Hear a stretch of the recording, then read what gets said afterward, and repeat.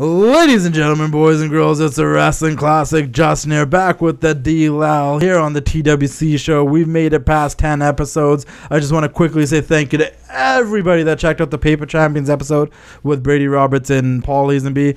I really appreciate it. It was a great interview. It was a great time. It's been a great week in wrestling. We've got lots to talk about. I say that every week. We actually do this week. I had a long week, man. Yeah. A long, rough week. Yeah. Okay? It's about time you got your shit together. No. Okay, first things first, I woke up, I think, Monday morning. Yeah. And somebody broke into my car. Where? It was in my driveway. Literally, someone broke into my car. And I went in my car and I'm like, wait, everything looks different. Like napkins are thrown all over the floor. Like, what did I do last night? Like, I literally had to think about what I did last night. And I'm like, yeah, and if you know like where this guy lives, like it's a very unlikely thing to happen. It's weird. Yeah. So I'm like, in an alley, back alley, dead end, right by a main road. So I literally had to sit there and I thought, I'm like, and this is the thing, I have to admit it, like, probably my fault. I don't think I locked my doors. Yeah, but you're also probably a dummy that leaves stuff out that like people. No, but nothing got stolen. So literally, what got stolen was change. Yeah. And some stuff that I probably shouldn't say on the air. So it's probably somebody that knows like you or doesn't like you. No, I think it was just. I think it happened in the morning. I think it was a rush job because they went into the car, threw everything around. They opened the trunk because I started driving. The trunk was open. I'm like, oh, someone definitely jacked me. Because I was still like, you know for a fact, like, I'm not used to waking up at fucking 7, 8 a.m., right? Yeah, they took your Happy Meal money. And I woke up at 8 a.m., and for me, like, I'm still kind of like, oh, not a morning person. Like, in my car, like, I think someone broke into this. I don't know. I start backing out. I'm like, wait, why is my trunk open? I'm like, oh, someone definitely broke in my car. I remember the first time my car got broken into and I had a Civic. I didn't realize, and then I started reversing. Yeah. The trunk, like, flapped. I'm like, yeah. Got broken into. Yeah, because the thing is, like, there was a car charger in there. My headphones were in there. There was stuff that was probably more valuable. You leave a lot of stuff in your trunk. That's so you're telling me your trunk wasn't so emptied let out? me tell you what happened with the trunk. I'm gonna get there. Okay. So I was I'm sitting there and I'm like, okay, so my car, I'm like, everything inside the car is still here besides some change, which wasn't even like loonies and toonies for people in Canada. That's a $1 and a $2. I mean, people outside of Canada, that's what a loony and toonie is. But like, it was like nickels and dimes and quarters. That was jacked, and I'm like, okay, so it must have been like a hobo or someone that maybe tried to take the back alley as a cut to get somewhere Somebody else. wanted to hit the gumball machine. Someone that, like, because there is a cut that you can come off the main road into our back alley and then cut through the neighborhood. Yeah. And unfortunately, out of all the houses back in that alley, we don't have a back gate for some reason. So they're probably like, oh, let me just see if that car's open. Yeah, everybody's got a gate, eh? Yeah. So they're probably like, oh, let's just see if that car's open. And it just happened to be open. And then it was like a rush job. Like, let's check. Is it really that hard to hit the lock button when you're walking into your house? I don't know what I did the day before. It might have been like a rough night. I don't remember. And I do tend to forget. Like I said, I admit, I probably forgot to lock it. So now I've been like very like every time until I hear the beep. But anyways, so then the trunk was open. And I'm like, okay, so wait, what did they jack from the trunk? And you know I keep a lot of things in the trunk. A lot of things that are on this show right now. This is usually in the trunk. Tends to be the fact that they didn't jack this, which I do not keep in the trunk no more. I put it inside my laundry room so I grab it before I leave the house now. Yeah. Like, it wasn't stolen. This, like, a Cardillo weight belt. Shout out to Cardillo weight belts. Did they take those Funyuns? No, the Funyuns are still in the too. I messaged Sidra after. I'm like, yo, your Funyuns are still here, so that's all good. But like, they didn't take this, and this is like probably the most expensive thing in the car. Like $250 is a Cardillo weight belt. Like, that's how much a Cardillo weight belt roughly goes for. I know it's a wrestling classic one, so maybe like $100, but like compared to like a Hulk Hogan one, but like, you know what I mean? Like, they didn't take this, but what they did take, and I didn't realize this. So I'm like, oh, my trunk's open. And I went to my trunk and I looked at it and I'm like, it doesn't seem like anything's missing. Like, this was in there. The Funyuns were in there. Like the Maestro Classic, like, bottles were in there. Like the bottles that they gave us for samples. Yeah. I'm like, those are still in there. But then I drive out the end of my alley and I look at like one of my neighbor's grass. And there was, like, you know the samples that Maestro Classic gave us? Yes. Like in the brown bag? Yeah. Spilt on this grass. As well as like the other sign. Yeah. On the grass. And I'm like, oh, so this person did a quick job, probably on their feet, ran to the end of the alley with whatever they could grab, which was the stuff I can't say on the air, plus my change, and this stuff in the trunk that they might have thought something special was in there. Like, oh, this guy had this in the car, so this must be more of this. Maybe he does that. This is so like cryptic, but like, yeah, the story better go somewhere. I'm just saying. It's like a girl telling a story. No, I'm just saying. So I picked up everything and put it back, and I'm just like, that's how my week started, right? Yeah. That's how my week started. That's not a good way to start the week. I know, but at the end of the day, like everything was fine. Everything that was important was still there. I picked up the samples, put them back in my trunk, grabbed that. I'm like, what? I lost like one thing that cost me like $10, and I lost a bunch of loonies, toonies, and quarters. I mean, like not even loonies and toonies, quarters and nickels and dimes. I'm like, whatever. Didn't really jack anything. Learn to lock your door, Justin. This was your fault. So then Tuesday comes around the corner, and I wake up Tuesday morning. Okay. Wait, no, Tuesday was fine. Tuesday was a fine day. What day is it today? Thursday? Okay, no, I wake up Tuesday morning, and I can't open my right eye. Like, at all. Like, swollen, can't open my right eye. Did you have fart on your pillow? No, I don't, it was, I had, and then I, like, open it, and, like, anytime like, every 5 minutes, like, it would be fine, then, like, I'd close and open it, like, dripping water like a tap. And I couldn't see. Like, it was hectic for like the first 2 hours of the day, and I woke up at 8 o'clock. I went to work in late, and I drove, and then I was like, oh, I think I feel better. And I'm driving to work, and on the way to work on the highway, it started dripping stuff again. I'm like swerving. I'm like, oh, this is a bad idea. I'm like napkin on my eye. I'm like pressing down on it, like trying to drive to work. And I get there, and I go home early, whatnot, everything. So I almost thought I wasn't going to be able to do this podcast this week. So I'm like, I can't see. Luckily, I got some eye drops from the doctors. They had severe eye infection, got better. But my point is Monday and Tuesday were horrible. But then Wednesday, I stayed home. It was bad in the morning. It started getting better. And Wednesday ended up being great because we had a lot of great wrestling yesterday. Mm-hmm. And it made the week really good. So my point being is if anybody has a hard week, it's okay. Because I had a pretty crappy week, but, I'm still okay. I'm survived. Car got broken into. Had an eye infection. Thought I wasn't going to do the show, but I'm here. You talked about two things that happened on Monday and Tuesday morning. People have definitely had a way harder week. No, 100%. But I just letting you know how my week's been because once upon a time you told me that we need to small talk more. So yeah. Taking 10 minutes to tell 3-minute stories, not really small talk. I mean, I'm just letting you know. That's not cocktail party this chatter. Is how my week has been. Yeah. But then we got AEW Dynamite, Wednesday Night Dynamite. We had some NXT. And Raw was very interesting this week. Flew by, that's definitely sure. Yeah. That's for sure. Felt different this week. It really did. It did. And the one thing it's a great time to be a wrestling fan. Like 110%. You trying to get like slogans over or catchphrases? Or? I mean, if we can make some T-shirts, then we got a lot to talk about tonight. Catch a T-shirt. It's a great time to be a wrestling fan. Catch a T-shirt. Catch it on my new boxer briefs. But like, this is a lot of good stuff happening, and I think wrestling fans are more active. Like a lot of the stuff I've posted this week has had more comments on it. People are talking. Man, like Twitter on Wednesday was a gong show in the best possible way. Like I was just like, this is so fun, especially too. Like I didn't get home like on Pacific time. AEW started at 5. Yeah. So same thing for NXT. They started at the same time. So I didn't get home from work till 5:36. Went to the gym, whatever, did my thing. And so I wanted to know what's going on as it was going. I mean, typically like Monday I got home really late, and because it was like the season premiere or whatever, I didn't look at any spoilers, didn't look at Twitter, and I just started watching it and just went through it. But I was like, I really want to know what's going on, and like Twitter was just so much fun, and it was just so much like positivity. I will also say like this was one of those weeks where I even was hopping on Twitter just to see what people were saying. Yeah, it was a lot of fun, man. Like, and hearing like it was like a lot of positive stuff. Like, oh, this is what's happening on this channel. This is what's happening on this channel. This is what they're going head to head with. You got Riddle and Cole going, oh, commercial free, the first match. Like, what? And then they're oopening up with Cody, arguably their biggest star, most over, fans love definitely him. Babyface, biggest babyface. Oh my God, man. Like, I was just like, it just started hot. It's just like, if this is going to be like this every Wednesday, I'm going to need to like meditate or some shit before the show starts. We'll dive deeper into AEW and NXT this week in a couple of minutes. But that's what the show is. That's what we're here 100%. But I just want to say, you never let me get to my point. No, I don't. Can I just say? Because you start off making it so bad. No, because I'm laying the groundwork and then I'm getting to the point. Like, there could be a movie with the best ending ever, but if the beginning sucks, nobody cares. That's you and your points. I don't know what you're talking about, but anyways, my point is, we'll get to that in a couple of minutes because I do want to talk about some other things before that. But I will say is that I'm so happy. Me too. That AEW pulled through with the TSN deal last minute. Because I had no idea what to watch it in Canada. I didn't know it was going to be a thing. You have a laptop in front of you. You could have figured out how to watch it. No, days before. We had no idea.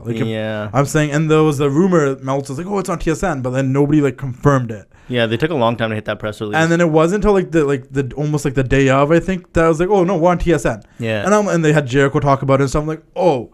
And then for those the rest of you in Canada, I was like, what do you mean it wasn't on TSN? It's on TSN 2 for the first 2 weeks. Yeah, only for the first 2 weeks. And then it moves to either 4 or 5. Check out Post Wrestling if you want to. They got the full report. Okay, I think it's sweet. for the first 2. They've released the first 5 weeks. Yeah. I know I'm pretty sure they said 2 weeks. It's gonna be on TSN 2, and then it goes to 4 or 5. Okay, and I'm just assuming because it's on Wednesday, and Wednesday's a big hockey night for TSN. No, 100%. And I have all those channels, so I'm okay with it. I got the Sportsnet package. Yeah, same here. Because I have all the sports stuff, so I'm okay. But my point is that I was really happy because I was almost like, because we can't really watch NXT here till Thursday in Canada, from my knowledge, unless we stream it. And so I was like, man, like I definitely want to watch AEW. And we both talked about like this week we want to watch AEW for sure. Yeah, we want to give them the benefit of the doubt. It's their first show, and for a lot of you people out there that are like, you know, like 100% AEW loyalists are saying, they did way better. You know what? You need to realize that this is their first week. They're obviously going to do better. It's their first show. Everybody was intrigued. Everybody was curious. No matter how long they're around, whether they're good or bad, it's like there's been so much build up. They've done a lot of good stuff, and it's kind of like we were all intrigued. We were all curious. As a wrestling fan, it's like it's a historic time. Like you want to be watching. You wanted to be watching AEW this week, no matter how good NXT was, and NXT was really good. Like you want to be watching AEW this week because you knew it was the first. And you want to be a part of it. And I think it was great. But I was so happy it was on TSN. I got stressed out because it wasn't on the guide. I messaged Chris Van Vliet. I'm like, yo, is it really on TSN? He's like, yeah. They make the guides like 2 weeks ahead of time, so that's why it's not going to be on there. And I remember I sat there at like 5 o'clock p.m. and I'm sitting there waiting. And I went to this black screen. I'm like, is it going to play AEW? And then the Dynamite intro played, and I'm like, oh, I'm hyped. Like, this is great. You admitted on this show that the first week NXT was on USA, that you watched the first hour, which was not airing in Canada. Yeah, so I don't believe that you were stressed about not being able to watch AEW. No, I wasn't not stressed. I would have streamed if I had to. I'm just saying, okay. You're making it seem like a really but like I've said this to you a million times. I hate watching stuff on my computer. You've never said that to me before. Oh, but I've said it a million times to other people. Then I don't like watching stuff on my computer. Oh, unless I enjoy the luxury of being able to watch on my TV.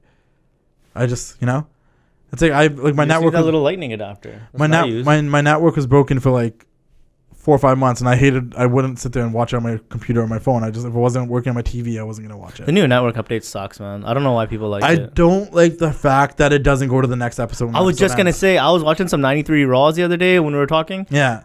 And I have to I'm trying to lay there, relax, maybe play some Zelda or something, I gotta go back every single time and go to the next episode. Yeah. No, thank you. I think I'm not gonna. And it's not even that. Updates that are cool. The scrolling, I gotta scroll all the way over to get to a year. Scroll all the way over to get to a pay-per-view. Sure, it looks nice. It's not user friendly. And I will say though, they have fixed the buffering a lot because now I'm able to watch old shit and it's not. Like, the buffering's gone. That's like I said. My network didn't work for months. And so it's probably almost good that the first NXT, the second hour, didn't go so well because it seems like they fixed a lot of kinks that day.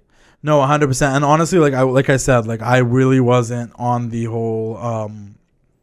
I wasn't down with the network for months because I couldn't watch it on my TV. I couldn't watch it on my PlayStation, and now the buffering's working. I'm so happy, but I did realize I hate the fact that because I'm one of those people, I like throwing it on, then I kind of fall asleep to it. Yeah, throw it on in the background. Yeah. Like I said, I'll be playing video games or something, so I might throw it on my iPad or my laptop, or I'll be playing Switch and I'll throw it on my TV.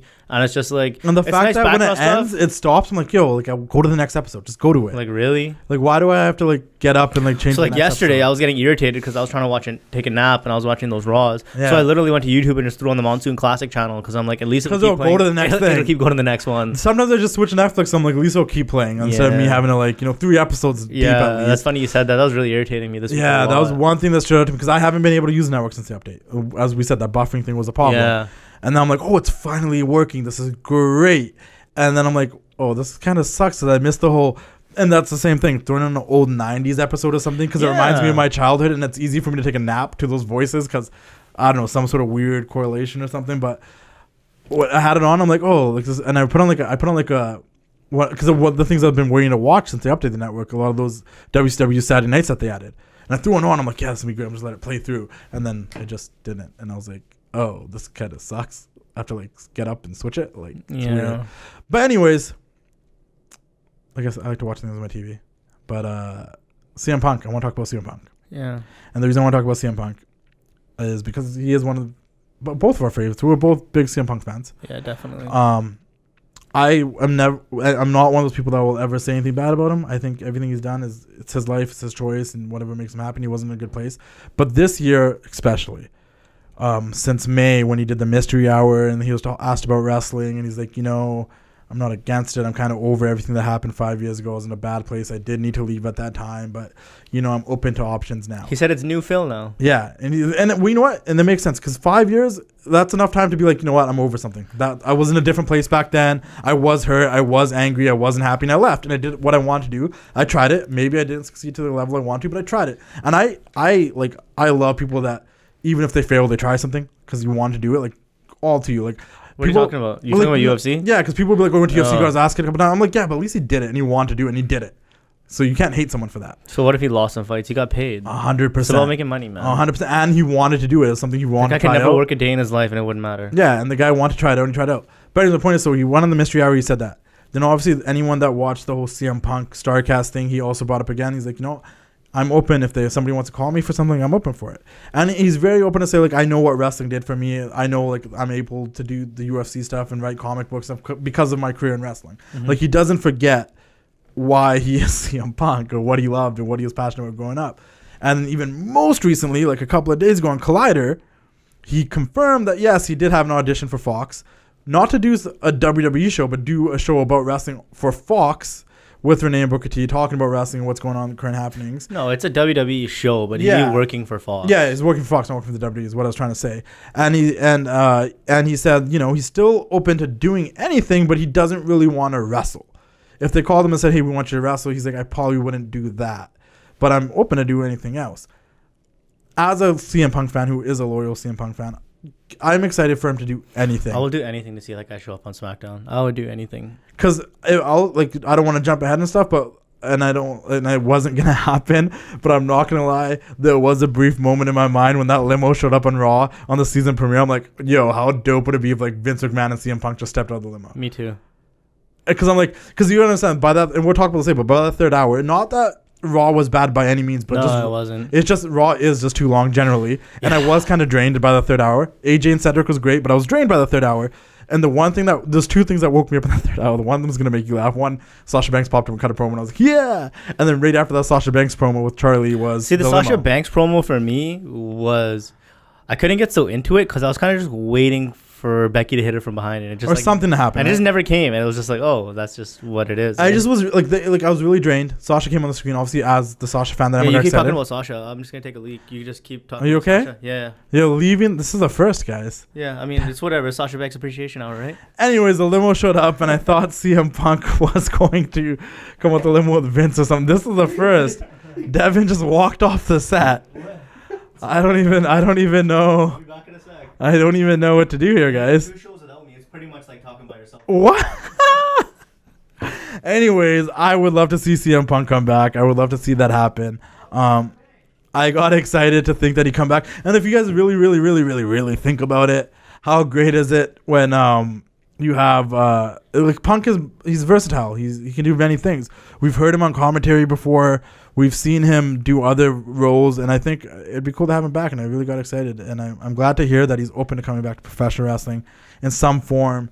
And he's come past the whole issue he had with the WWE and just wrestling in general. And I like the fact in the Collider interview he mentioned that, he's working with Fox. He's not really working with the WWE, even though it's a WWE show. They want WWE to be treated like other sports, where there's analysts and panels that kind of break down what's happening in wrestling. And he admittedly said that, if something's bad, like I want to be able to say it's bad. He's like, I'm not going to sit here and like crap on what's going on because I'm bitter about what my career was like or how things ended off. He's like, I'm over it. But if something's not good, I want to be able to say it's not good, just because that's how he feels. And I don't know if it's 100% sure, but someone said he actually did sign with Fox for this deal. I don't know if that's for sure. Devon kind of bailed on me to give me the 100% truth on that scenario. But if Punk is on Fox, I'm excited for that. And yeah, man. Yeah. Oh, look who's back. Good timing, because I just finished talking about CM Punk. Yeah, I know. I can hear you. The walls are thin. I know, but, just trying to carry on the podcast here. My very professional co-host. We're going to go. That's happened in shows before. I listen to a lot of podcasts. Yeah, but they're usually not visual. This is a visual show. You could have just edited it out, and you just chose to bring a lot of attention to it. So now that's on I was trying to not give this guy a lot of work, man. We were trying to give Sonu some chill time. That's why I said keep talking. And I did. I'm good at that. Yeah. Another thing I want to talk about. I told you to keep talking about Sasha Banks, and you went back to CM Punk. Because I didn't have much else to say about it besides that interview got me hyped in the limo. Yeah, except now we're going to talk about Raw, and you're going to talk about her for like 7 minutes. Hell yeah. Because she's the boss. This guy literally just said I don't have much to say about her. I can't believe that. I cannot believe that. I got quite a bit to say about Sasha Banks. I know I get argumentative and like to be contrarian, but I think you literally just say things just to say them sometimes. I mean, I'm like Michael Scott. Sometimes I start saying something I don't know where I'm going, and I'll find it by the end. I just, Not the level of intelligence you want to compare yourself to.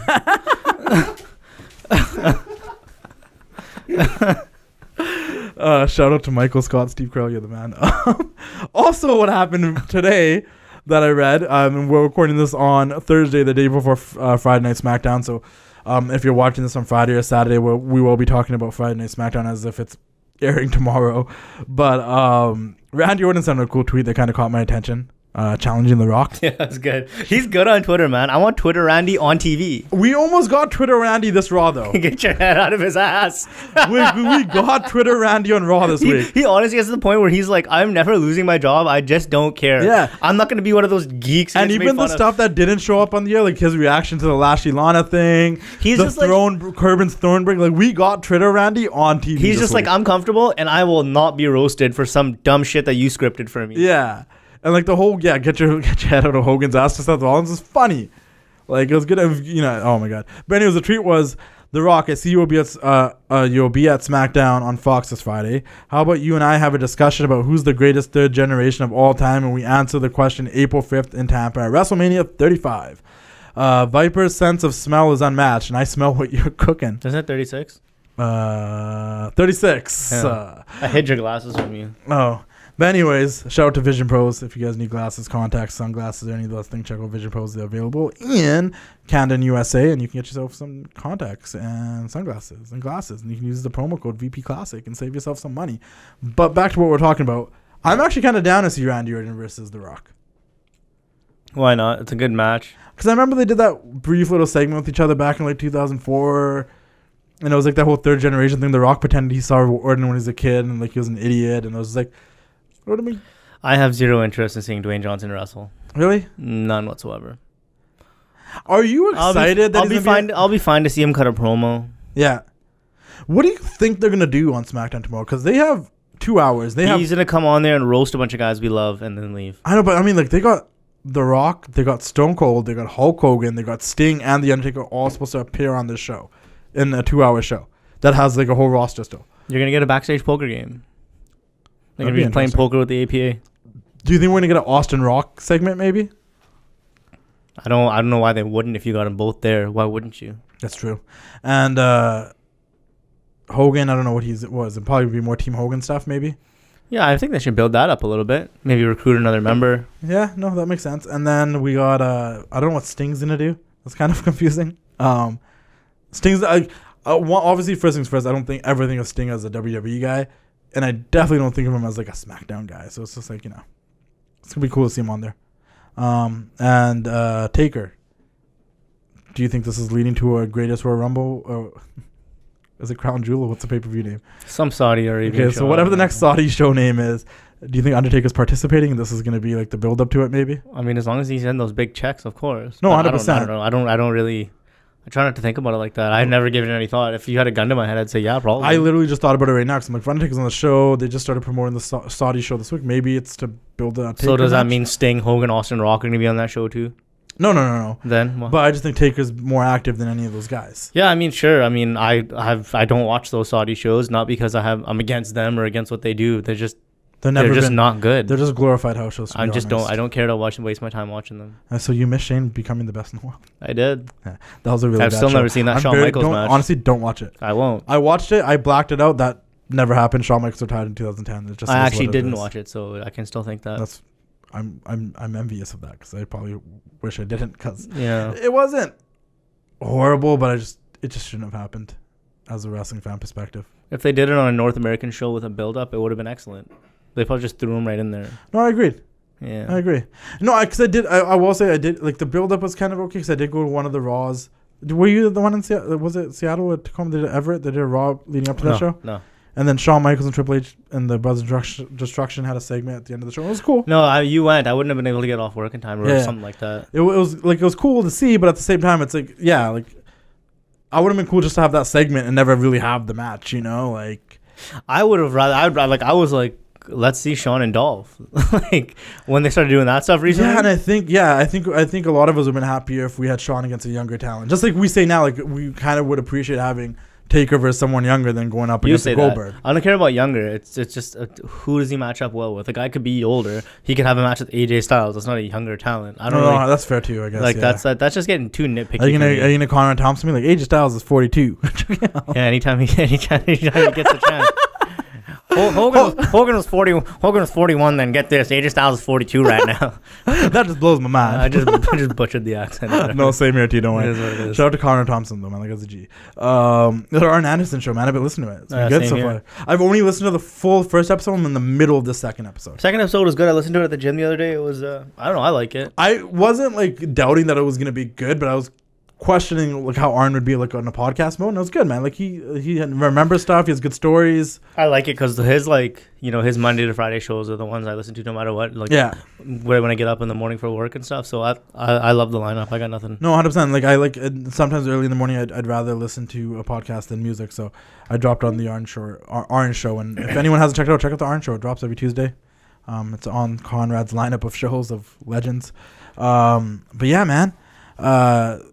We'll see what happens with The Rock tomorrow, but I would be down to see Rock versus Orton. We'll see what happens. That might just be one of those meaningless tweets that Orton sent out there that will never lead to anything. It's 100% a meaningless tweet. Orton just tweets when he's drinking. I know, but it would be cool to see. Even if they had like a segment tomorrow or something, you know, it'd be cool. It'd be cool to see them capitalize on something like this. Yeah, if Rock is going to interact with anyone on the roster, it's going to be roasting them.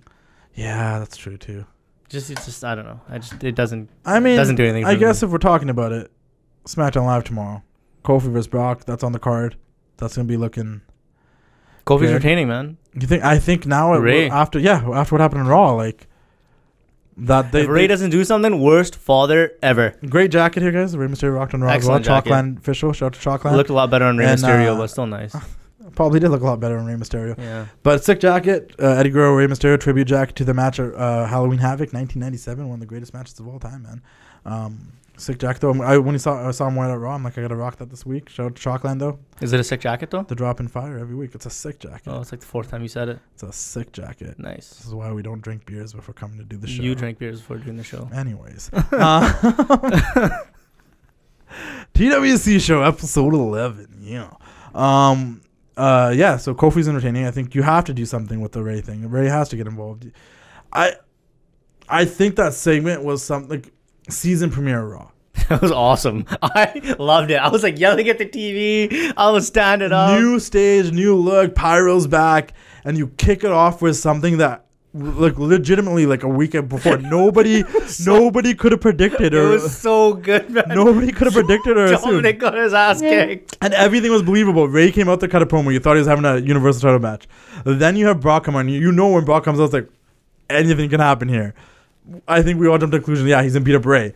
But I didn't even know Dominic was in the crowd for that segment. They showed him. No, I must have missed it. Like, it just flew my head. So when he grabbed Dominic, I'm like, oh. They showed him the entire time from as soon as Ray walked out. I missed that. Yeah. I did, yeah. But then when they grabbed Dominic, so maybe it was more exciting for me because I actually didn't see Dominic there. I was like, oh, this is great. Because I saw it from the fact Ray came out. But seeing him beforehand made it better. Yeah, it foreshadowed for people. I didn't see that. But then I think it was better for me in the sense that I didn't see Dominic then. I'm like, oh, this kid's about to get his ass whooped. And he did. And it was great. It was really good. And the fact that it wasn't even like Brock beat him up and left, he kept coming back. And then he took his shirt off and he held it up like a title. Then he got booed out of the building. And you're like, oh, yeah, we hate this guy. I remember why. It was so good. And that's the way you kick off a season premiere, if you want to call it that. With a beatdown like that, that's unexpected, something new, something fresh. You hook these guys in, you're like, oh, Raw. I love the set. Not because it looks great.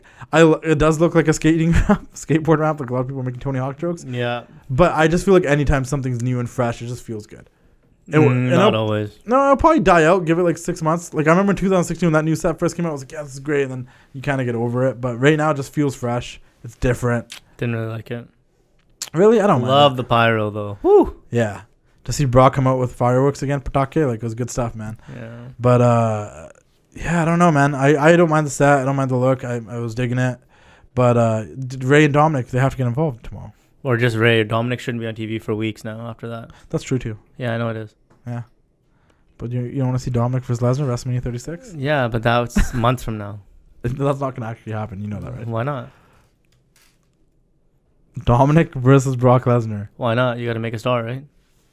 And you're making it out of Dominic. You're the one that made the stupid joke, man. Now I'm putting you on the spot. I thought it was on the joke. I just mean, like, it's a pretty interesting situation there. Some circumstances. Is there anything else that's booked for SmackDown Live that, like, we know of? There's a 4-horsewoman tag match. I think that's the only 2 matches. What else? Shane and Kevin Owens.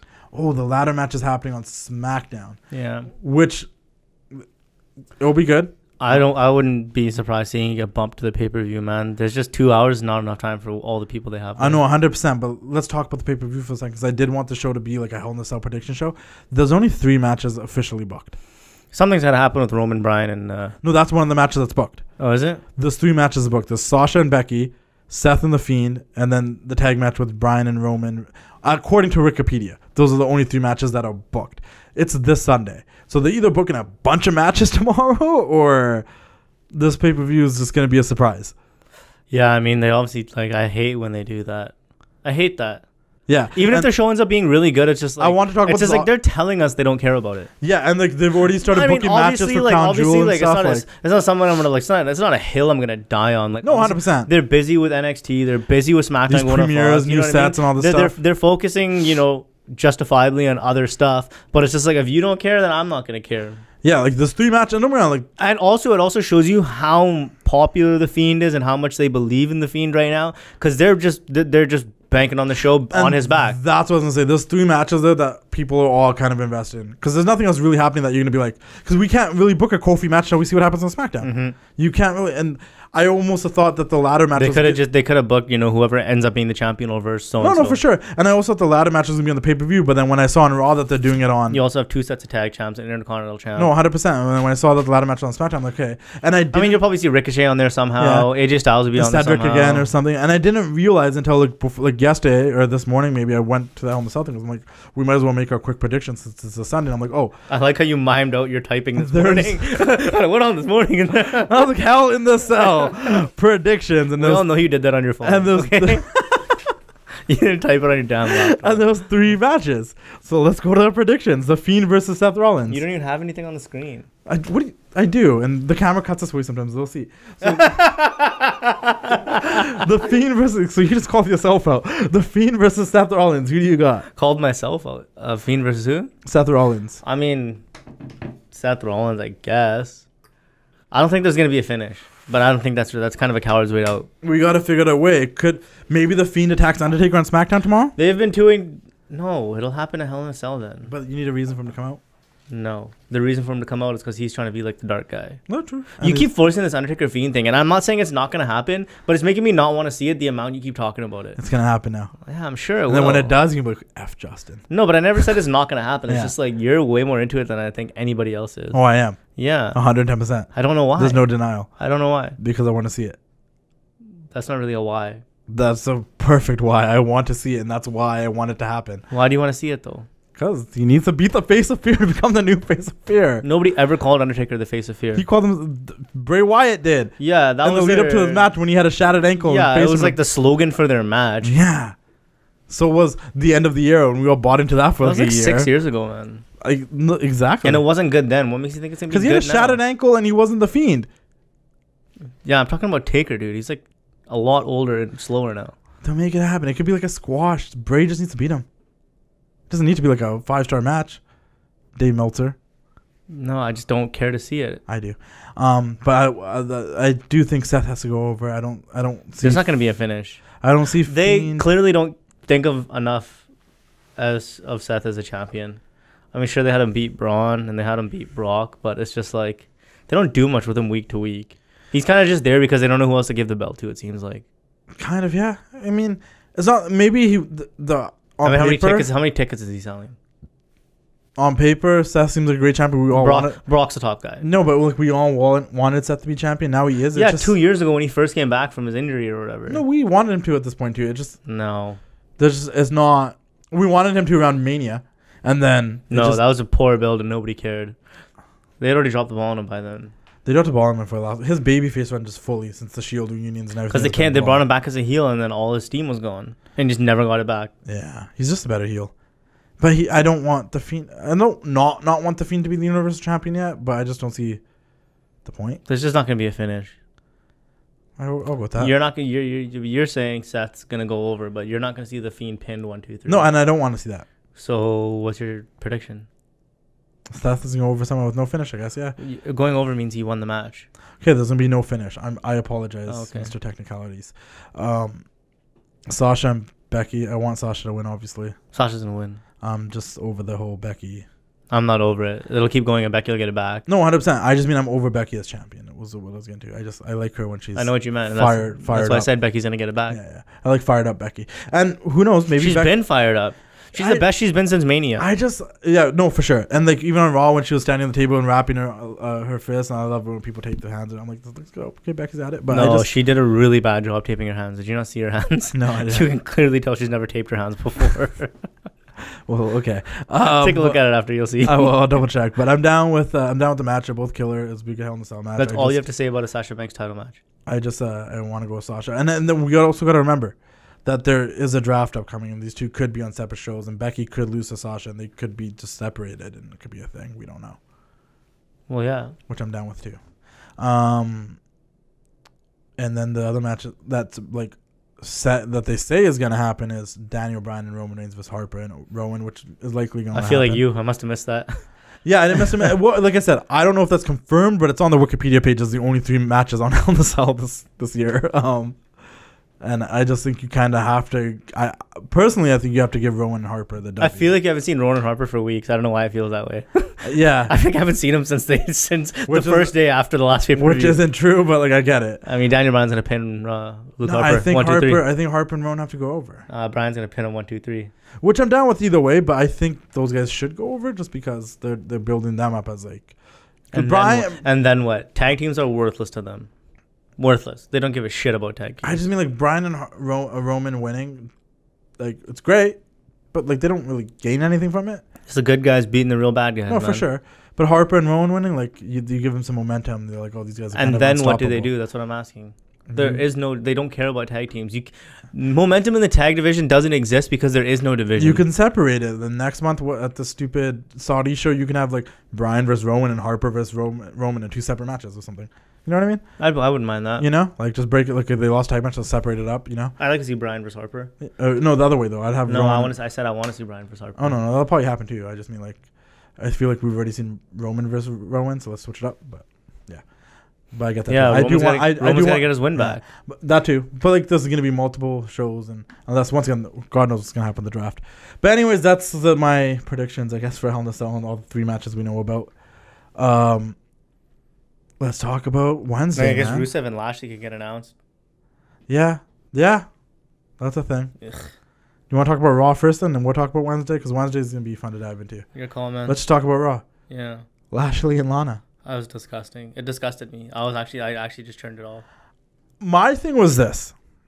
If it was anybody but Lashley, there's 2 things that popped in my head. 3 things.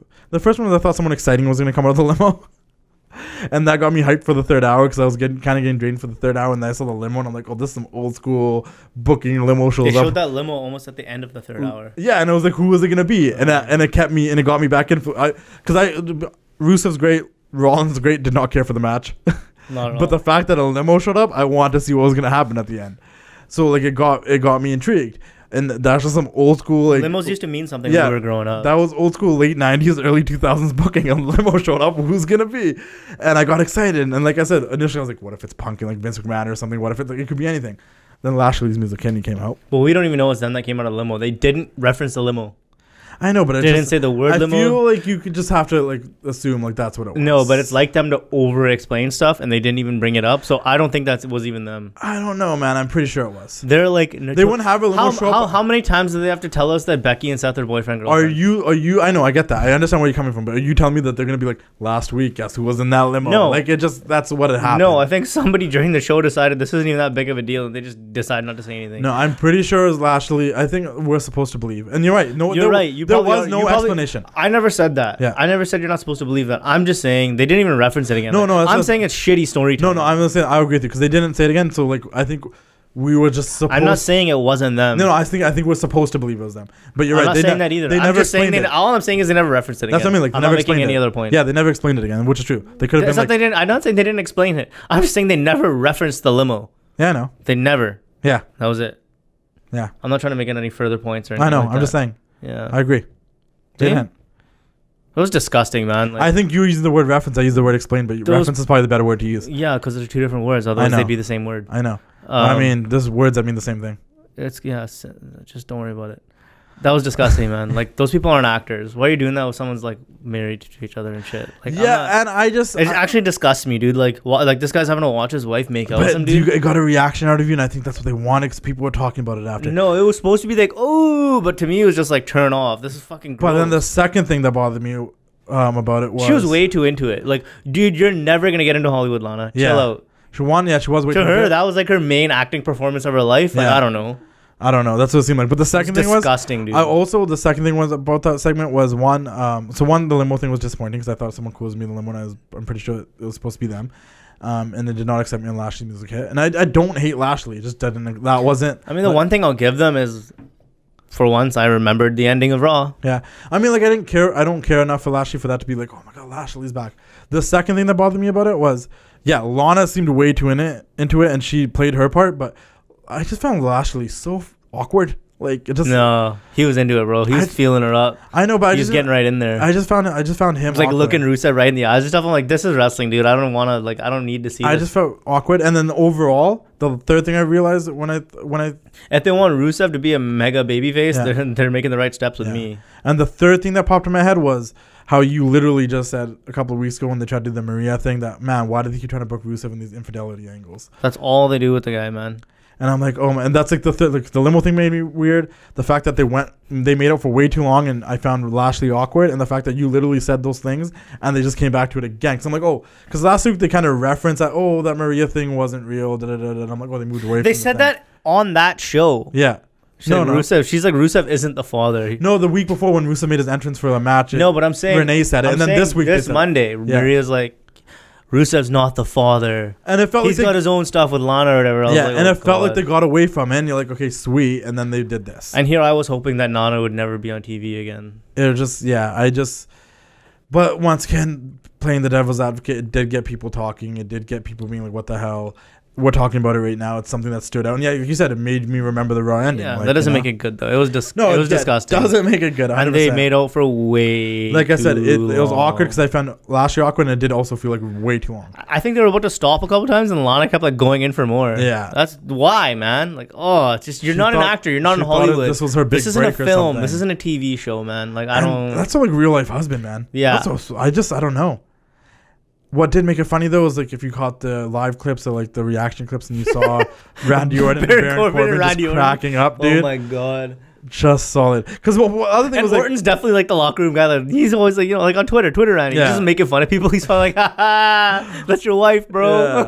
Yeah, and like I said, I'm glad they're letting Randy be a little bit more Randy instead of like the serious Viper. I don't have a reaction to anything Randy. Yeah. This week he had a lot of reactions to things and it was good stuff. Mm-hmm. But yeah, the Lana thing was But yeah, man, that third hour I did kind of hang out, but I did enjoy the show.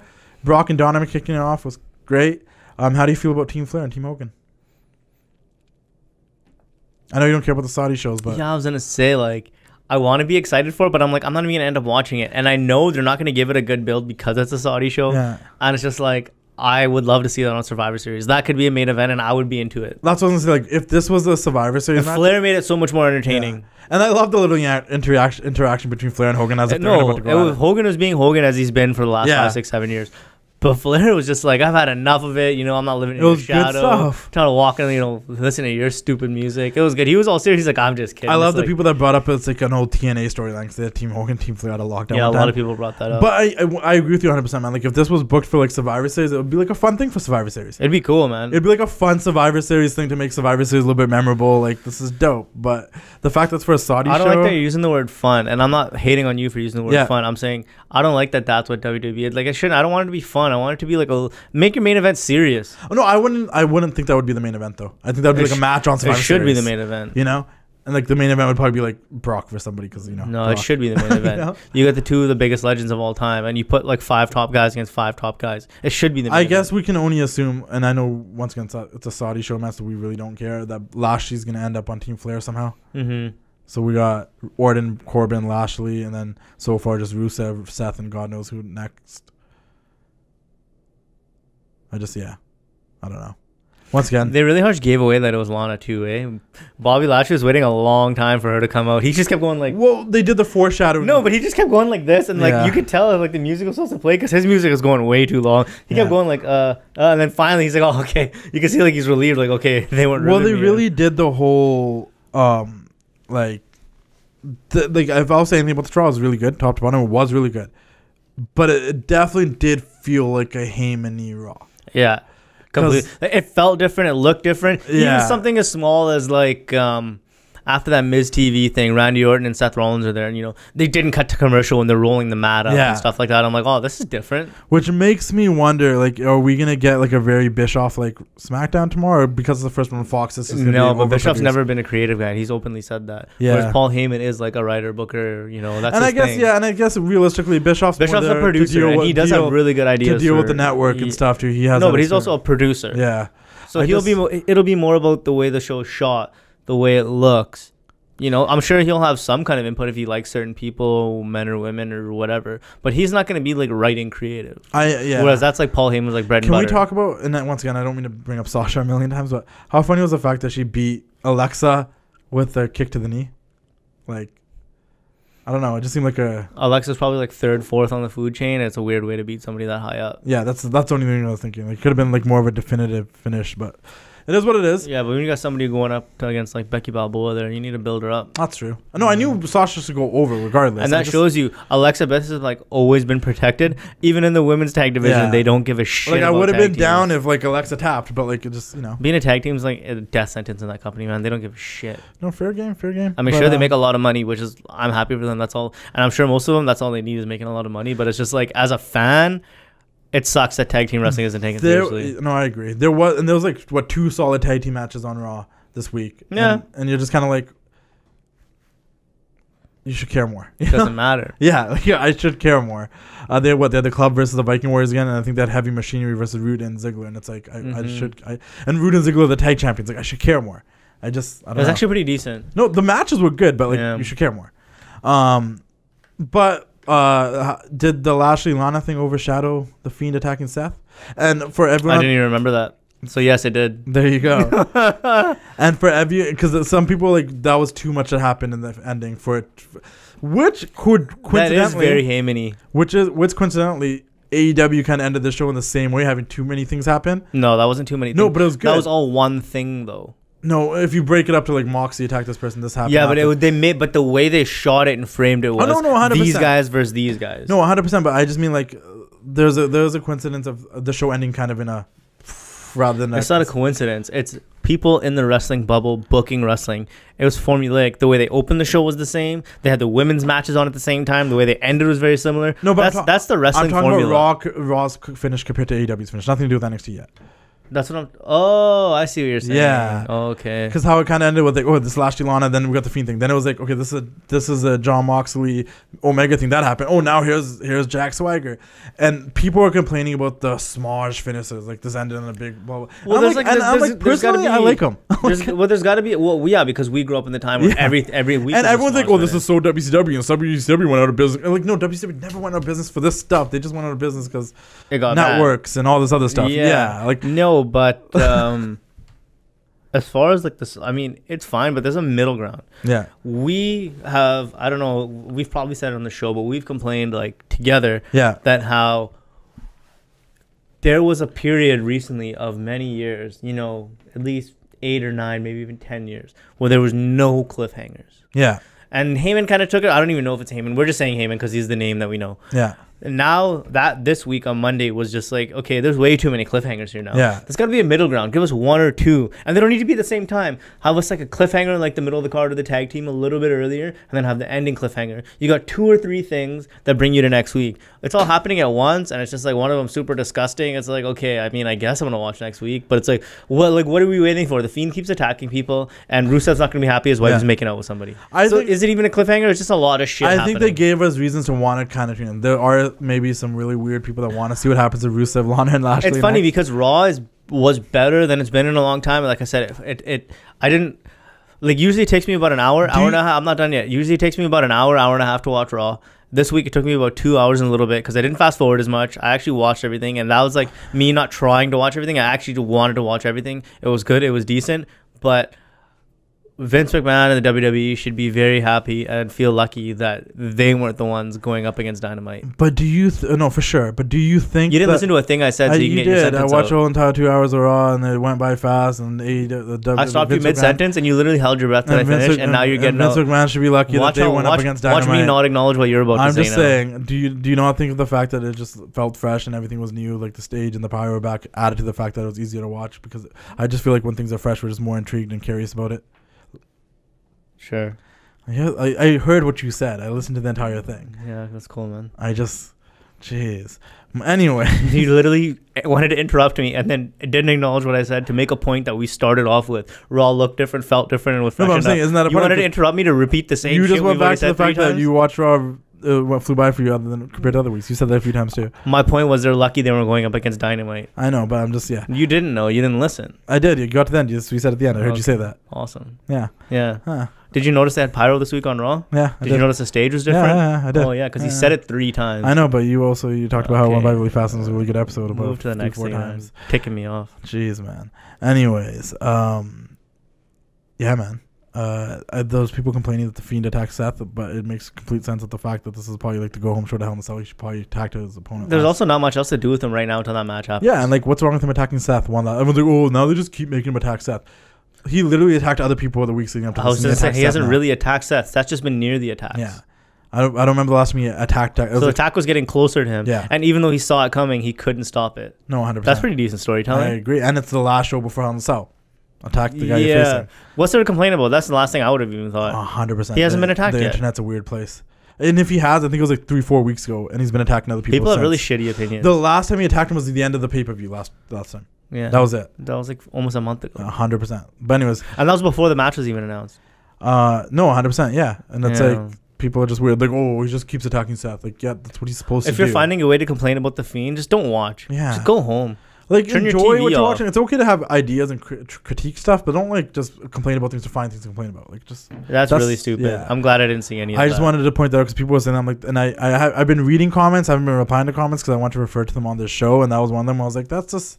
It's dumb. That's a dumb comment. That's a really shitty opinion. Yeah. Oh man. Of what? Like, well, they didn't even do anything special. I know opinions can't be wrong, but they can be bad. Yeah, 100%. And they're like, oh, like they didn't do anything with the Fiend this week. He just attacked Seth. He's been doing that for weeks. Like, no, he hasn't been doing that for weeks, guys.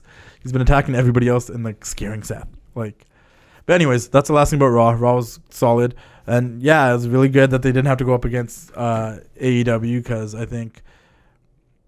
AEW still, I think people are just curious and intrigued by AEW because it's the first week and anything would have suffered against it. And that was the case with NXT because NXT was really good. The thing is, too, like if you look at the rating that came out today, they almost had 1.5 million. Yeah. Massive. Huge. That's really huge. Yeah. For a first-time show. And, you know, if you look into it a little bit deeper, they did more in the 18 to 34 demographic than Raw and SmackDown has done since we were kids. Yeah. It's like unreal the way they did. And where I'm going with this is, it's not just about, this wasn't just about people being intrigued about AEW because they're new and they want to see what it's going to be like. This is a lot of either new fans or fans that had left coming back. They clearly have a big section of fans that WWE, that are not accessing WWE and want nothing to do with WWE. And that is going to be interesting to see how that plays out in the coming weeks and months and years because they're bringing a lot of people back and they're creating a lot of new fans because there's not only people that are diehard, Young Bucks and Cody's fans and Kenny Omega, but you also got these people who are like, oh, I haven't seen wrestling in so long. Oh, what's this new wrestling show? And like, so they're building this base that, we always talked about how TNA had like that. They were hovering around 1 million forever, right? They're probably mostly gone. WWE's only gone down. They haven't gone up. The network's kind of stayed where it is. So AEW's brought in like new and brought back old fans. Because it legitimately is the alternative to what we've had in the WWE for so long. Yeah. And they've been pushing it as the alternative. So when they've been pushing it as the alternative, they're saying like, yeah, we're not the WWE. Like people are like, okay, well, I do, like, to your point, we don't really like the WWE anymore. We don't like what they're producing. We've kind of drifted away from it. Oh, there is this other wrestling that's getting all this hype and stuff. Like, you're right. Like, let's check it out. And I think that was a huge part of it. Because, yeah, once again, there is that hardcore, loyal Young Bucks, Kenny Omega, Bullet Club, Elite fan base. There's the guys like you and I who are just hardcore wrestling fans that are like, we want wrestling to do good, so we're going to watch it too, and we're going to see what it's all about. And then there are those casual fans that might have checked out years ago that are like, oh, there's this other wrestling that has Jericho on it. We know him. Has people that are people hyped about. Let's check it out. Hey, so did you even know that they were going to have that like lead-up show the day before? No. You know how many viewers that got? No. Like 600,000 viewers, dude. And I don't even think I watched it. For a build-up show that I don't know. I never saw anything said about it. I don't know anybody that knew about it. They did 600,000 viewers. That is insane. That's nuts, dude. They got something. And for anyone that like does like I usually catch up some point of the week. I'll go watch the Being the Elite episode. I'll go watch the Road 2s. I really enjoy the Road 2s. Once again, I can't stress how much that if you've been one of those people that complain about like, I don't get what's going on in the show, I don't know why they booked this match. They've been doing a lot of their storytelling on YouTube through these shows, mostly the Road 2s more than the Being the Elites. So that doesn't mean people are going to know about it. No, so I'm saying like if you haven't, go check it out. Like I can't stress a match. No, if you're going to be on TV, you need to build your stories on TV. Oh, now they will. It's just I mean, leading to this first show, people and you know what, people I mean, I think an argument can be made that hey, maybe they should have had more video packages on Dynamite, and I like strongly disagree with that. I think just having the one with Cody and Sammy Guevara was good. And they did a good job of the announcers did a good job of telling why stuff's happening and what's going on. I like how they didn't do a lot of video packages, because even though that that Sammy and Cody one, obviously they had footage they want to use and so on and so forth, right?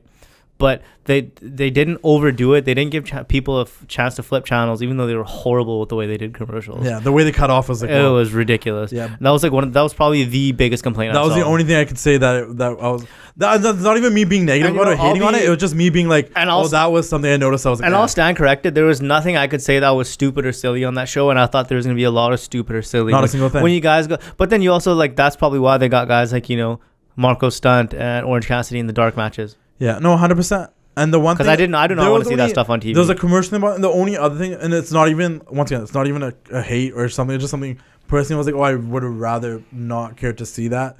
Was Kenny being one of their biggest stars and one of their biggest attractions for people who love wrestling outside of WWE. Mm-hmm. I get their positions in the company, but him coming out to kind of break up that whole Nyla Rose Rio thing, I was like, why are they bringing him out? Like, they should have waited for his entrance in his match and had that be the moment. But he came out to kind of stop that. Nah. And it didn't play. And it's not even a big deal. Like I said, it's not a big deal. But for me, just it was a little thing. I'm like, they could have just maybe left Kenny and just had referees and people out there doing that. I think it's better they did it that way, because there's nothing worse than the North American fan base, for the most part. He's not mainstream. No, 100%. Most people do not know who he is, especially non-wrestling fans. So I think there's nothing worse than if you presented this guy like he was like Stone Cold or something like that, and you bring him out later in the show, and most of your TV audience is like, oh, who's this guy? So I think it was almost better they introduced him earlier, to be honest. There was a part of me that's like, well, and hopefully we get, and I'm sure we will get an explanation of why he came out. No, that's true. That'd be great. And I there was a part of me that's like, I'm down for now to move on him or something. Maybe that would make sense of it, but it just didn't happen. I was kind of just weirded out by that. But before I get to the part where we talk about, because I do want to go back to what you're talking about before, comparing how NXT played out compared to AEW, but I totally forgot I brought that up at the wrong time. For some reason, I was just so pumped about the Wednesday, and because it's okay, but there's something I forgot to bring up. And it's really quick about Raw. How did you feel about the new commentary team with Vic Joseph, Jerry Lawler, and I forget the other guy's name right now, but yeah. First week together. And I think all the people that hated, I wasn't one of them. All the people that had their dumbass comments all week saying stupid shit.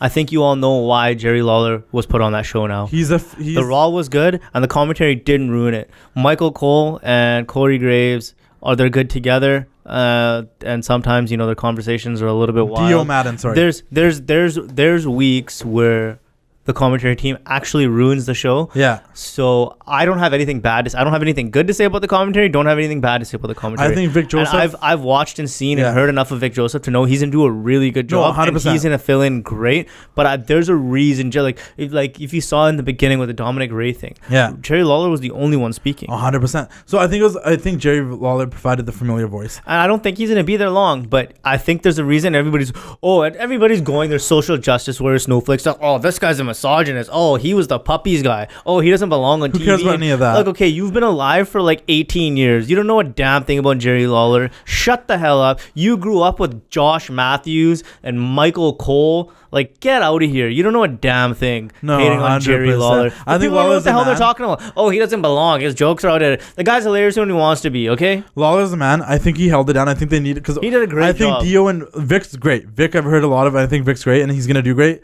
Dio, I think, was still never even heard of that guy. I think Dio was finding his place. He was really quiet. There was a point I forget who was texting him, like, has that Dio guy even talked for the last 20 minutes? 5 or 10 minutes before he did. Yeah, and then that's fine, because I think that's a lot of pressure for a guy that kind of just got there and stuff. I think Lawler is the guy to bring the. I think sometimes he was kind of being heelish, but you couldn't really tell if he wanted. I think he was finding his place, because Vic did a lot of hanging, and Lawler for the first hour, so it was a lot of Lawler, like a lot. But that's not a bad thing. And he held it together, and it wasn't cringy, and it wasn't corny.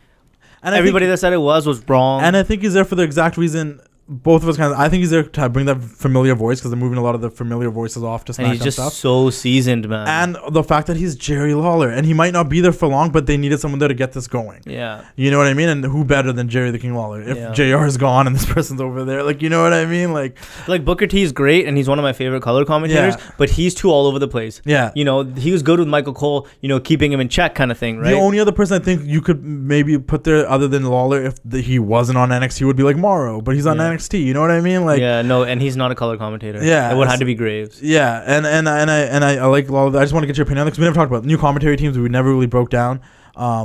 Almost unnoticeable, but I think that's a good thing. And I think once again, the more adding to the more, like, this is fresh. This is it was new, more about different. it was more about the wrestling and the stories. 100%. I don't have a single bad thing to say about the commentary. No, 100%. Yeah. I do miss Tom Phillips. I think it's unfortunately he just got booted. He's got a really good voice. He's really good at his job, and he'll find his way back there somehow. Yeah, so he's gonna be doing something eventually. He'll fill in. He'll be taking over for Michael Cole before long. That, or maybe he'll take over for Lawler, and it'll be those three or something. Who knows? No, he's not a color commentator. Do they need a color? I guess they do. Yeah. No, he's a play-by-play guy. I know. I'm just saying. I guess they do need a color commentator on each team. That's true. Well, that's what Madden is, a color commentator. Yeah, no. Do you know the difference? Yeah, I do. Okay. Yeah, I'm just saying. I just was trying to see who you can replace them. That's true. You can't replace Lawler. I guess that's true. Yeah, because you named two play-by-play guys to be color commentators, so I'm not sure you know the difference. I do know the difference. Okay. I do. Right. I get it. I'm just trying to think of names that you could actually move around. Mm-hmm. That would make an impact on the show. Mm-hmm. You know, because you didn't say Nigel or Corey, the two color commentators that work for the company. Well, Corey's on SmackDown. I wouldn't move him back to Raw. I don't know. But you're talking about moving guys. So. Yeah. I just mean if you want a familiar voice that can actually carry, like, I don't know, you know, I would say Merle, someone can carry a team. And I think Phillips could carry a team. We're talking about who's going to replace Jerry Lawler, and you named all the guys that wouldn't be replacing him. I get that. You need a color guy. Okay. I said after the fact. That makes sense. Okay. Yeah. You going to go back to Wednesdays? Yeah. It's a little feisty today. Yeah. It's a little interesting. Yeah. Interesting vibe. Yeah. The NXT compared to AEW. It's pretty equal off there, you know. They kicked it off with It's pretty equal off. I don't even know. You falling asleep, bro? No, This is your show. I don't Wake know. up. No, what'd you think of Cody and Sammy? It was alright. Good way to start the show. It was a good match. It was solid. Crowd loves that guy, man. He's a god to them. Yeah, no, Cody over babyface. He's a god to them. Yeah, he's the man. And Sammy, this is a good showing for him, because they haven't really done much with him on the pay-per-views to make him, like, you know, this is good first, like, big match. If he starts going down the slimy heel route, I think I'll like him. But for right now, I'm just like, he doesn't really. He was the only person that came out at the end of the show that I was kind of like, what is he doing out here? By the end of it, it fit though. It did, but at first I was like, what is he doing out here? I really liked too, because when Jericho came out, I'm like, what's Sammy gonna do? And he was just like, see you later. Yeah, it was interesting, man. But no, it was a good match. I think for me, like, one of the biggest things from that show, and I think it's just because I really like Pac, man. Unreal. Pac versus Hangman, and if he's going to continue to work with AEW, like, that's a big W for them, man. Because Pac's just like it's great to see him on TV again, and like he's just that bastard gimmick. It's just good stuff, man. And Hangman has zero steam and momentum right now. we got weeks to go, man. Hopefully he can get it back. No, but even on, they had him in a battle royal. They had him in a 4-way. They had him lose to Jericho. He didn't do any Indies, New Japan, or ROH the whole time leading up to AEW. Yeah. He has nothing behind him right now. He's supposed to be the potential next D guy. There's going to be a comeback story. I'm not saying there isn't. We're talking about today, man. I know. I'm just saying there's going to be a comeback story. Do you story. disagree with any of what I'm saying? I'm just saying there's going to be a comeback story. I'm not saying there I'm allowed isn't. to have an opinion that there's going to be a comeback story. I know, but I'm not disagreeing with you're once again not even acknowledging what I'm saying. Yeah, you said he's on a downward spiral. He has no momentum. I'm not saying he's on a downward spiral. He has no momentum. He's lost all these matches. He doesn't do anything special. Is that wrong? wrong? I said he's going to have a comeback story. Okay, that's fine. That was the point I was going to make. Okay. Off what you said. That's fine. Yeah. Yes, is he not? I don't know. I can't predict the future. I'm just saying. I think it would be a dope comeback story in the making right there. Sure. Yeah. What else was on that card? What was on the NXT card that matched up against? The opening match was Cole and Riddle. Yeah. How was that? Yeah, I didn't watch it yet. Excellent. Yeah. Really good. And there's a whole big Finn Balor came out. Yeah, there's this weird like debate going on my page in the comment section that Finn got demoted, and I really want your opinion on that because Finn got demoted. He got saved. Yeah. Like I don't get this whole idea that he got demoted and people calling NXT. He got saved. First of all, Raw's gonna start going down. They're not gonna be putting a big push on Raw. Yeah. He would get lost on SmackDown. Yeah. He's gonna be a top guy making main roster money on NXT, and he went there for star power. Yeah. They brought him there for star power. He's not going there for no reason. They brought him there for star power. Do you think that this might be a sign that other guys might come down, or no? Are they going to treat NXT like the he's third he's brand one of fully? Triple H's main first guys when Yeah. he was building the brand, and Triple H was probably like, "Hey, this guy's gone for a bit. He's coming back. Like, just Yeah. let me have him." No, and 100%. Vince obviously doesn't give a shit about him. That's true. So I like it though. I personally like it. I thought that was a cool little surprise.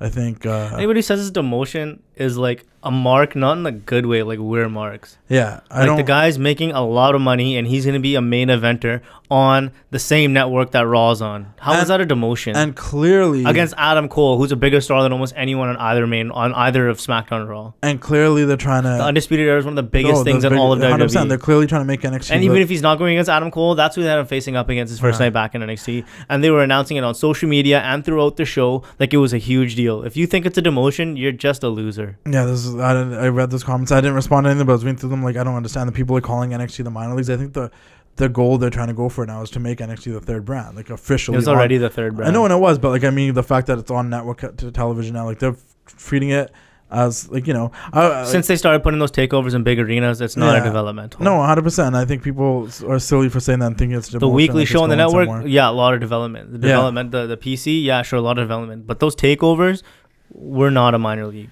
No, and are not a minor league. 110%. I just when I read those are comments, just AEW marks. I really wanted your opinion because I'm like, that's a silly like I don't like when anybody goes back down there. I don't look at it as like when like Fandango and Tyler Breeze. That's not a demotion, man. I'd rather them be there than be on Raw and SmackDown, lost in the shuffle, doing nothing. Like it just makes no sense.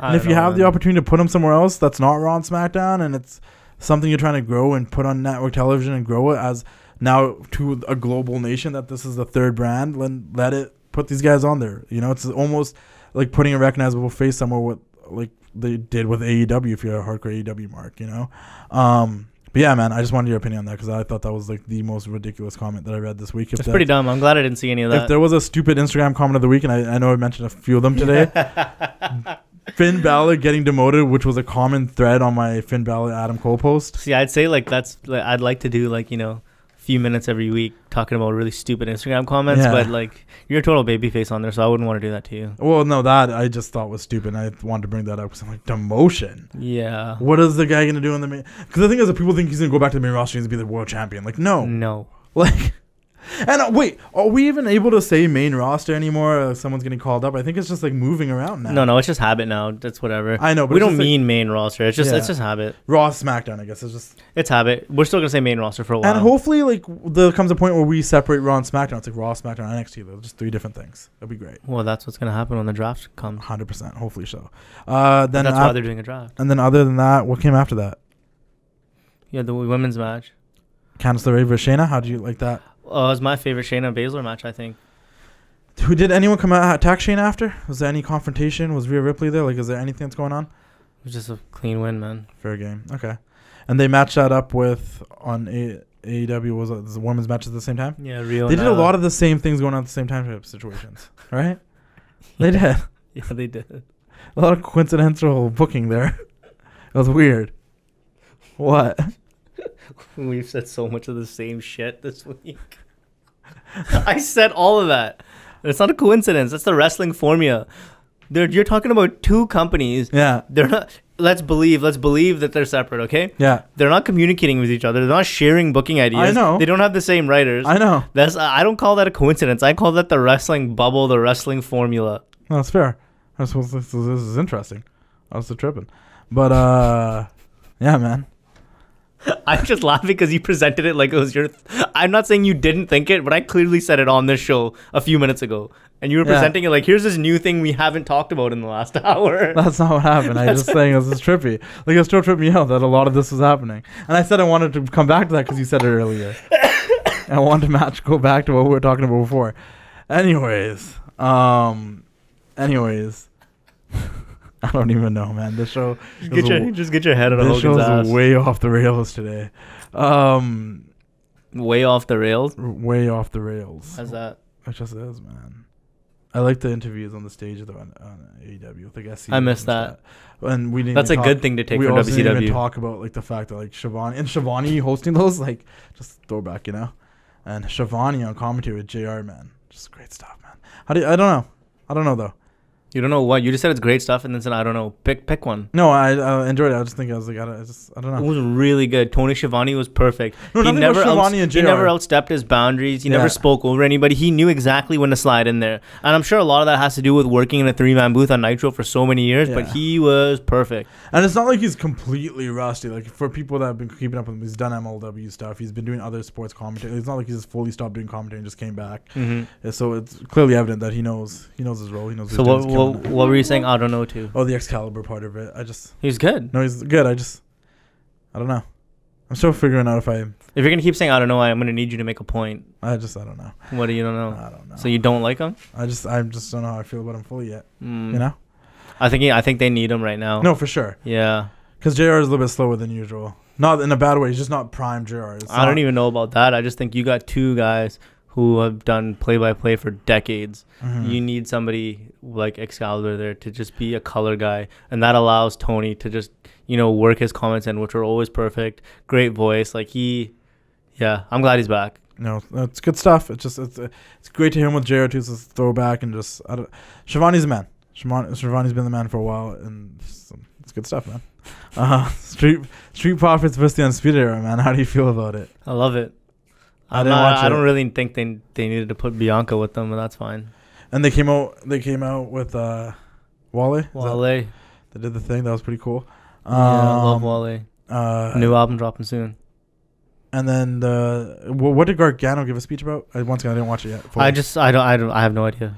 And I saw him post a clip of it on Twitter today. I was not gonna. Priest attacked Pete Dunne. They're trying to build up Damian Priest. I think that's a good thing to do because everybody loves Pete Dunne. People who watch the show know who he is. I'm not saying everyone does. People who watch the show know who Pete Dunne is. So you attack Pete Dunne, you're automatically not only a heel, but you're automatically in something that people care about.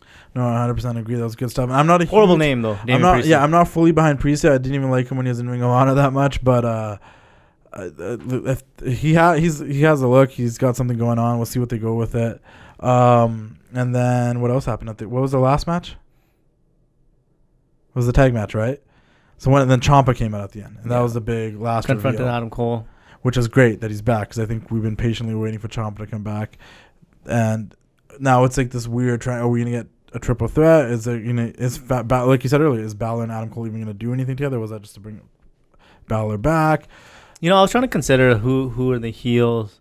Are they gonna make? Does Gargano get involved? Who are they going to make earn the shot? And I think, as it was left on Wednesday, I would say Ciampa should just get one. because he never lost the belt. Yeah, the whole situation. Balor's coming back, and you know what? Reintroduce him to the audience, have him get some nice clean. I like when he gets. I like when he has those quick matches. You know, those drop kicks in the corner, drop kick in the corner, coup de grace. You know, some sling blades, boom, coup de grace. Yeah, done. He does it quick. 2-3 minute win. He looks good. The opponent, doesn't really get his ass beat bad because Finn Balor moves so fast. Yeah, it's not like burying anybody, and it's just do a couple of those and then. They did a really good job now to set up a good, solid number one contenders match for a week, one of these Wednesdays, between two guys, whether it's Balor versus Ciampa or a triple threat with some other people, or maybe a fatal four, but they have the opportunity to build a cool number one contenders match. I really like them how they do their title matches one on one. I hope they don't go away from that. Yeah. Well, but they could have a really cool number one contender match before it. Oh yeah, for sure. And that also can build a feud between the other two people that might be involved in the match or something And I do prefer the one-on-one championship matches over especially in NXT. Yeah, they always deliver. When is the next takeover expected?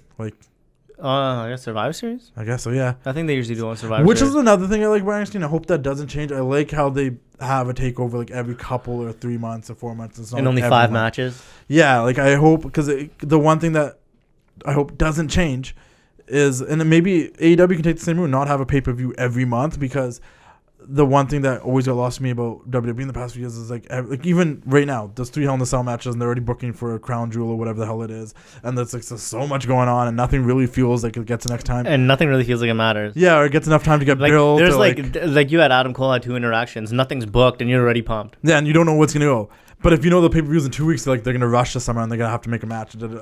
I like how there's time to build things, and you can even have a feud happen and end and a new one start before you even get to the next pay-per-view. And that's and I think that's the coolest thing about NXT, and I hope AEW tries to go with that formula too, and not the WWE pay-per-view every month. Let's knock out as many as we can and get so busy with everything else going on that we book 3 matches for our pay-per-view coming this Sunday. You know what I mean? Yeah. So what do you think about Moxley and Omega?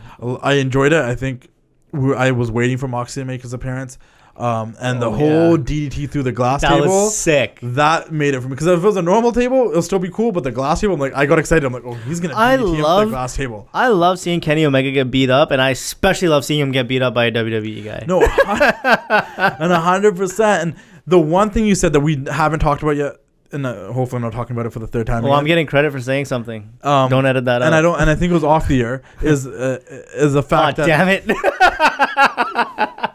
is the fact that the crowd was amazing for this show. Yeah, and invested and loud. I would have said I love the logo. I love leaving it on there, but I would have just liked to look at a crowd shot. It would look good, man. It was a packed house. You only really see that at takeovers. The crowd was loud, and I pray that it stays this week for week. I hope it just doesn't die out because the intrigue and the. I think as they're hitting every town for the first time, we're not going to see a change for a while. I mean, like you said, the prices they're selling the tickets for, they shouldn't. It shouldn't. I mean, it's $6 a ticket on StubHub. Yeah, that should be a sellout crowd, man. No, but they're going to all these cities, big cities too. Yeah, for the first time. Yeah. So. I mean, there's no reason they shouldn't sell out. They clearly have a national fan base. Yeah. So I think we're going to get a good string of crowds like that. Just don't go to Corpus Christi or LA. No, 100%. But or Toronto. The crowd, and that's one Toronto of the things that made the show feel a lot, because that's the oldest theory is that if you have a solid crowd, the show just feels so much better, and that's what it felt like. Well, that's fact, man. That's not a theory. Yeah, that's what was happening that night, and the crowd was so passionate, and and it shows with the viewership that it had. It shows with the crowd that was there live. As much as people might be negative and hate or are critics like us, we critique things, everybody wanted this to be good to an extent. We wanted AEW to do good. We're excited to see something new and be the alternative. And I think it's cool when we have that aspect in wrestling, because we don't get that all the time when it's just been WWE for a long stretch, And it really actually reminds me of what I saw a lot of this week. What? A lot of people saying in all capital letters on Twitter, support all wrestling. Support all wrestling. Yeah. I mean, you've talked about it before. Yeah. We're part of the wrestling community. We're all family. Wrestling fans are family. It brings us together. A lot of us, people pretend they're not fans or they just aren't fans. So, it brings us together. And we always say, don't hate on it. Don't hate on it. But I'm going to say, support the wrestling you like. You don't need to support all wrestling. You don't need to hate on wrestling for no reason either. If you don't like something, don't watch it. No, 100%. But this whole support all wrestling thing, I'm not about that. Support what you like. Yeah, and you don't have to like everything. I just also think you don't need to hate on something. I don't. Yeah. You don't need to hate on it. If you don't like it, don't watch it. If you just keep it to yourself, man. Yeah, like just enjoy what you enjoy. Like I'm not going to go to somebody who says, you know, I love Joey Janela, who I'm not really a fan of. And be like, you're an idiot. This and that. This is not cool. You like Joey Janela. I don't. What do you like that I like? Let's find that. Yeah, and like when I talked about it last week on the bonus episode with Paul Lazenby and Brady Roberts, like not everything's for everyone, but just enjoy what's out there because we got a lot of good shit out there right now. It's a good time to be a wrestling fan. Yeah, it's a great time to be a wrestling fan. Is the name of the first episode. Got a lot to talk about this week, and we got a lot to talk about every week because wrestling is booming. Yeah, and I just hope I need to find like some like meditative techniques for next Wednesday, man, because that was chaos. Yeah, it was absolute chaos. And it's just I hope we keep going the way we're going. You need to double screen it, man. Certain things that stand out too is like, you know, like MJF. If you watch AEW the first time, that guy stood out, man. He's give him a mic and he's got it down. I kind of want to try playing Dungeons and Dragons. How'd you feel about that? How'd you feel about We the People though? They made him look like, you know, like a Diesel type bodyguard. And just the pop that Dustin got. You got Jack Swagger. Is it Jake Hager? I had somebody message me that's like, Jack Swagger looks a lot more scary and menacing when he's not in a onesie. But like my point is like, no, he was dope, man. I liked it. Great catch for AEW. Great surprise. We were expecting a surprise and we got one. It was Big Haas, Oklahoma Sooner. You know, so I just think I'm looking forward to next week. I'm looking forward to Raw. Yeah. I'm looking forward to AEW. I'm looking forward to see what NXT moves forward. SmackDown's gonna be good too. SmackDown's be insane tomorrow. We're gonna have a lot to talk about when it comes to SmackDown next week. I saw a good thing on Twitter the other day. It said, "Great time to be a wrestling fan." Yeah. Great, horrible time to be dating one. No, right? It's true because there's so much wrestling. You got in the time. And then also like there's 3 matches booked for Hell in a Cell, but the 3 matches I'm looking forward to see. Yeah. Like, you know what I mean? Like it's like there's nothing really bad going on, and you don't need to like it all, but just like what you like. It's a good time. Great time. And I was gonna try to be in LA for tomorrow. Shout out to Maestro for that. And if you once again, man, before we kick this off, man, shout out to Maestro Classic. How you enjoying the beard care stuff? Is it working for you still? Absolutely love it. Best beard wash, best beard oil in the game. I've been rocking it. Devon's rocking the shirt again. Honestly, man, check out Maestro Classic. It's a different one I have too. I think I wore the gold one last time, and if I didn't, I've been wearing that one so much, so I just visualized. I didn't realize I had two. Yeah, but they're the shit, man. Check out Maestro Classic. You can find them in Target. You can order their stuff online. They do all the grooming for all the wrestlers backstage. I love that foaming stuff in the shower, man. Dude, I look forward to just putting it, just rubbing it all through. It feels so nice. Yeah, give it a nice comb after. Your beard just feels good after. That foaming action, man. Yeah. If they didn't foam, it wouldn't be the same. They're good stuff, man. If you haven't tried Maestro yet, I know I plug them every week, but I do it for a reason. I plug Cardillo every week because I do it for a reason. I plug Icebreaker in this cup because my water is still cold. I only plug what I believe in. I love that cup. And honestly, I'm not telling you to do anything, but definitely check them out. You always plug Chalkline too. And Chalkline I'm rocking every week, so you know. And shout out to the Struggles for this Shibata shirt. He dropped a cool Shibata shirt, and I'm a fan of the wrestler. But yeah, man, all these plugs to end the show. But yeah, we'll be back next week. We'll talk about SmackDown on Fox. They've been promoting the hell out of it. I was just at Cactus Club. They had Roman Reigns on Fox at some football game. It's all over the place. This is a I know you don't watch team sports, but they were all over NFL Sundays. That's insane, because it's such a big deal. And look, the little things too, man. Like honestly, having wrestling on TSN again just felt great. Ooh, I miss that. You know, and for Americans, you probably enjoy having it back on TNT. And then I'm so glad that AEW made that deal last minute. I'm so glad that it came on. I'm just looking forward to so much wrestling next week. Like, they did a really good job so far this week. Can't wait for SmackDown tomorrow. And the only thing that I'm like, I don't know about is this whole Lashley Lana thing. But I was just gonna say, keep your head up, Rusev. Yeah, it's got us. You read my mind. They got us. They freaking got us talking this week. I hope you guys enjoyed this episode of the TWC show this week. We'll see you all next week. You have a good one. Ooh yeah, dig it.